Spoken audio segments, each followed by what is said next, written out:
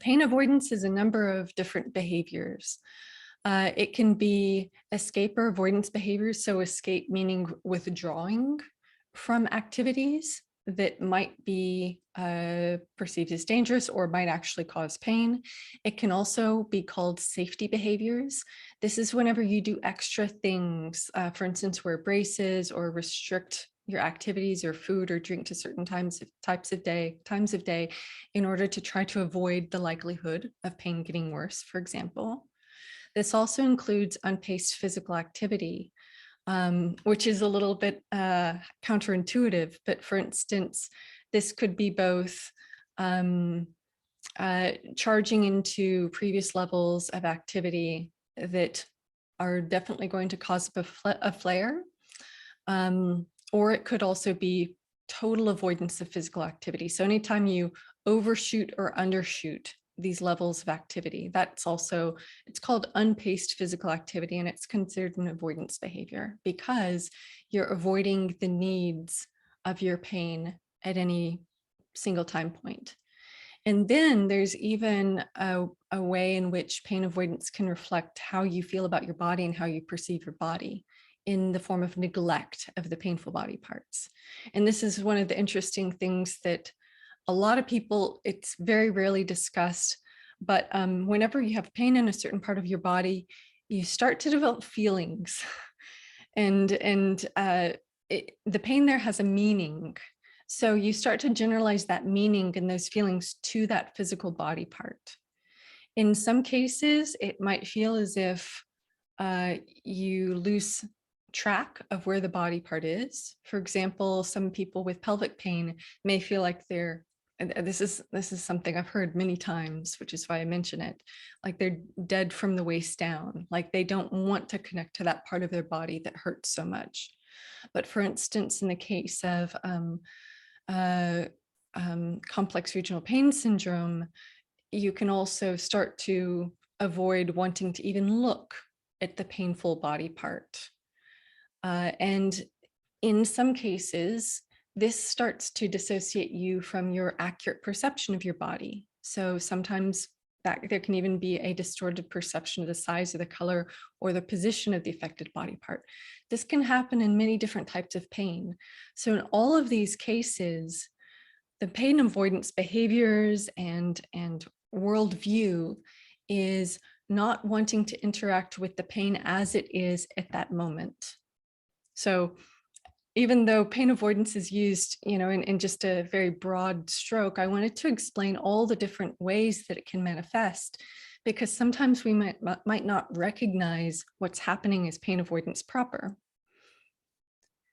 Many of these things make sense in the case of acute pain, but they don't make sense in the case of chronic pain. The only exception there would be that I'd add a little extra caution with is during pain flares, whenever there are acute exacerbations. And my personal belief is that during those times, it is helpful to take it slower.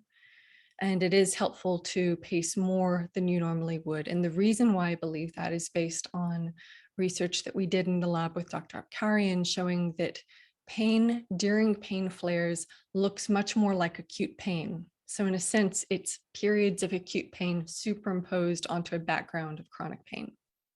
So in that particular case, I personally do advocate for, it is more sensible in my perspective to be extra careful during those periods of time, meaning self-soothing, resting, recuperating should be the focus, not pushing yourself more.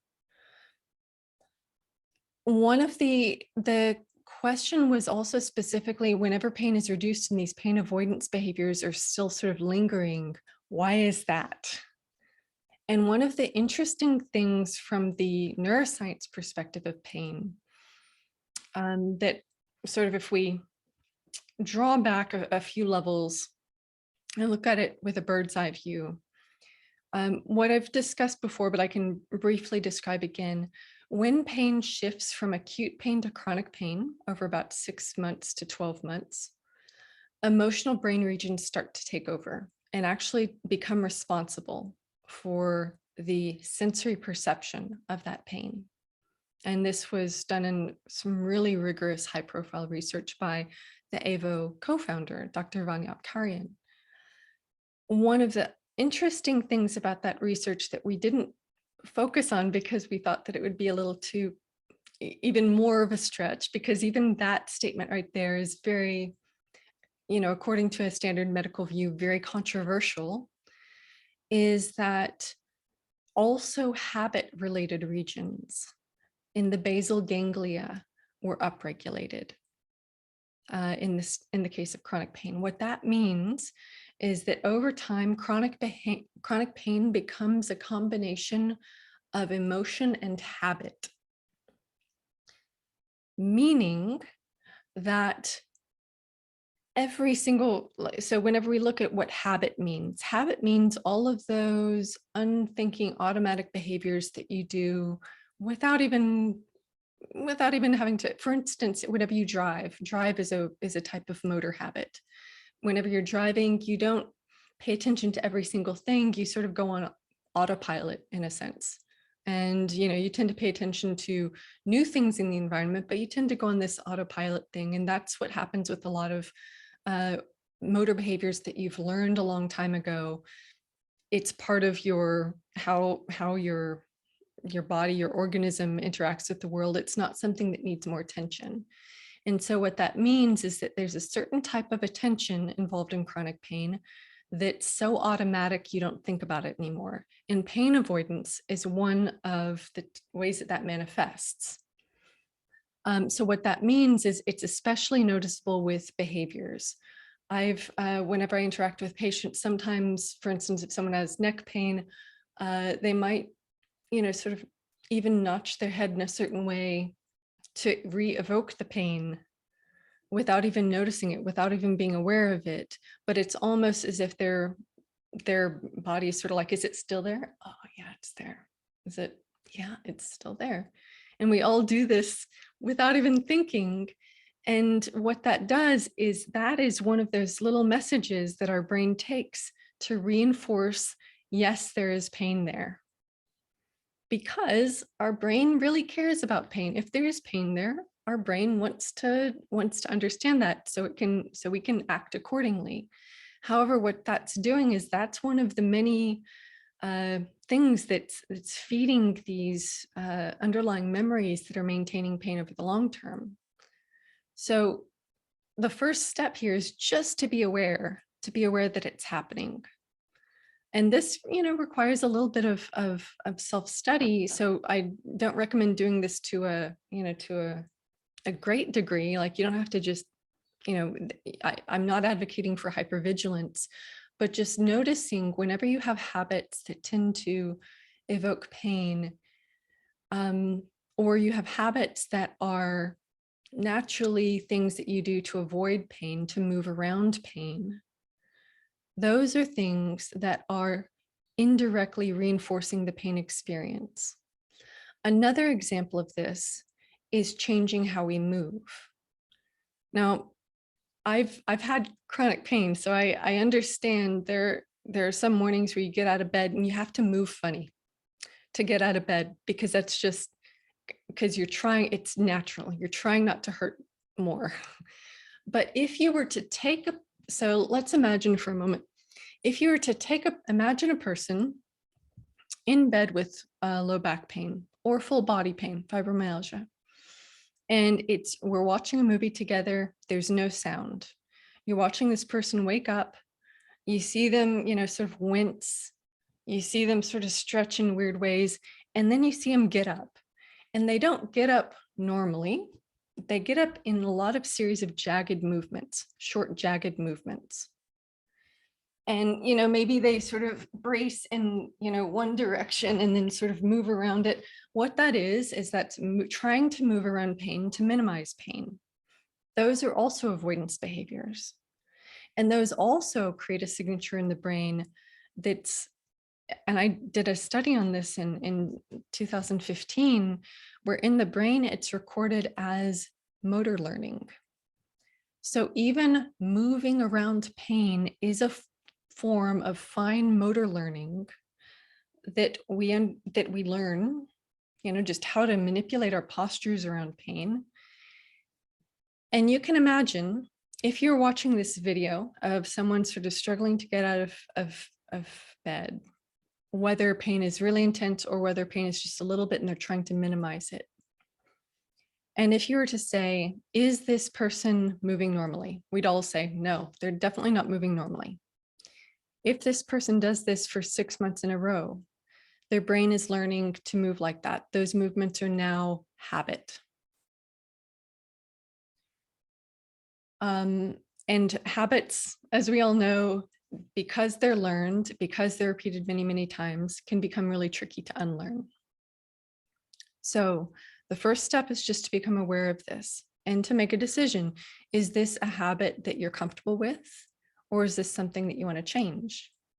If it's something you want to change, for instance, in the bed situation, I would suggest doing some deep breathing, relaxing the body before getting up, and then just moving slowly rather than quickly. So it could even be something that's subtle, where you're breaking that loop, that behavior loop that's reinforcing, for instance, those motor movements. But also, this is where the sort of the self-challenging parts come in, where you notice you avoid, for instance, there was someone I knew whose pain began in an elevator whenever the elevator free fell. She avoided elevators. That is an avoidance behavior that absolutely makes sense and was it engaged a lot of emotion for her. She had PTSD-like symptoms. She had to work through those slowly. And in her case, the avoidance totally made sense. Here's a location that was responsible for the pain that she had for 3 years. But in that case as well, the avoidance of it is reinforcing the fear memory.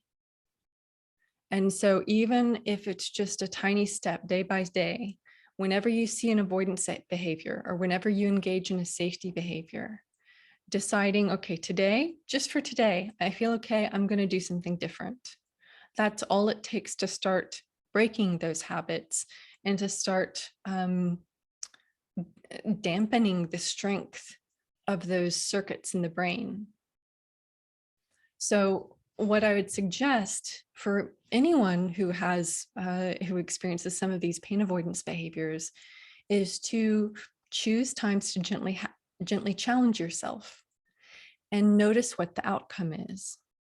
Because if the outcome violates your expectations, if you're fine, even though you did the thing that you thought would increase your pain, or if you didn't do the safety behavior and you're okay, noticing that, taking a moment and focusing on it, that your attention is literally the thing that is shaping how you're going to restore that memory in your brain. That's how you break habits. That's how you learn new habits. So I think of this in a very sort of practical way in terms of what kind of information are you feeding your brain? What types of experiences are you feeding your brain?